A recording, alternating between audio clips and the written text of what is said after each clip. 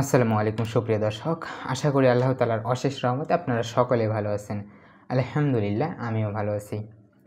কথা ছিল বিদেশ থেকে বাড়ি এসে সে বিয়ে করবেন, তার জন্য নতুন একটি ঘরও তৈরি করতে চেয়েছিলেন। কিন্তু ভাগ্যের নির্মম পরিহাসে একটি ভয়াবহ দুর্ঘটনায় সে আর বাড়িতে আসা হলো না। তার আর বিয়ে করা হলো না, তার বাড়িটিও কমপ্লিট করা হলো না। হ্যাঁ প্রিয় দর্শক, বলছিলাম মোহাম্মদ আলীর কথা। ইরাকের বাগদাদ শহরে গত 15 জুন সে একটি জেনারেটর বিস্ফোরণে সেখানে চরমভাবে নিহত হয়। তার অন্ধ বাবা, তার বাবার 5 বোন এবং তার 2 ছেলে ছিল এবং সেই ভাই বোনের মধ্যে সেই মোহাম্মদ আলী ছিল সবথেকে বড় এবং পরিবারের উপার্জনক্ষম একজন ব্যক্তি, যে অনেক কষ্ট করে বিদেশ ছিল। জানা যায় সে 6 বছর আগে দেশে এসেছিল বিয়ে করবে বলে, কিন্তু তার ঘর বাড়ি ভাঙ্গা হয়, সে আর বিয়ে করতে পারে না। তাই সে আবারও চলে যায় বিদেশ এবং তার বাবা জানায় যে সে যে বসের আন্ডারে কাজ করতো সেই বসের থেকে অনেকগুলো টাকা ধার নিয়ে সে বাড়িতে পাঠায় এবং ওই টাকা দিয়ে তারা একটি ঘর তোলার চিন্তাভাবনা করে এবং ঘরের অর্ধেক কাজ পায় শেষ। তার আশা ছিল হয়তো এই ঘরের কাজটি সম্পূর্ণ শেষ হলে সে বাসায় আসবেন এবং বিয়ে করে নতুন নববধূকে সে ঘরে তুলবেন, কিন্তু একটি দুর্ঘটনা তাকে আর সেই কাজটি করতে দিল না।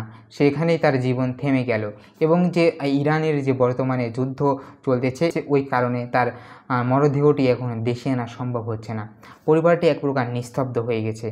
অন্ধ বাবা সেও এক প্রকার কান্নায় ভেঙে পড়ছেন। একমাত্র উপার্জনক্ষম ব্যক্তি এবং তাদের একমাত্র সবথেকে বড় ছেলে এভাবে চলে যাবে সেটা কেউ মোটেও কল্পনা করছিল না।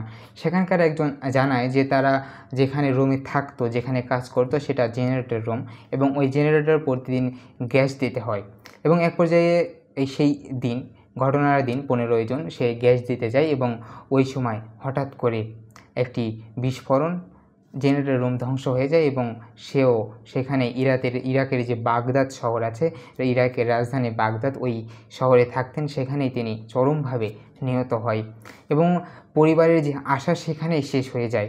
সে হয়তো চেয়েছিল জীবনে অনেক কিছু করবে, দেশে এসে স্টেবল হবে, দেশে এসে নিজের পায়ে দাঁড়াবে, দেশে এসে ভালো কিছু করবে, কিন্তু সে আর পারল না।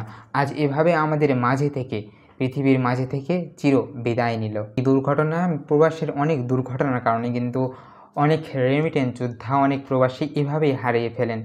অনেক সময় হয়তো প্রবাসীদের বাবা মা তাদেরকে দেখতে পান, দেশে আসতে পারেন, আবার অনেক সময় কিন্তু কোনো একটি সমস্যার কারণে, কোনো বিপদের কারণে সেটার লাশও আর দেখতে পারেন না বাবা মা। আফসোসই তাদের রয়ে যায়, তাদের শুধু কষ্টই রয়ে যায়। প্রিয় দর্শক, আজকে এই পর্যন্তই। সকলে ভালো থাকবেন, সুস্থ থাকবেন। দেখা হবে আপনাদের সঙ্গে আরও একটি নতুন ভিডিওতে, আরও একটি সত্য নতুন তথ্য নিয়ে।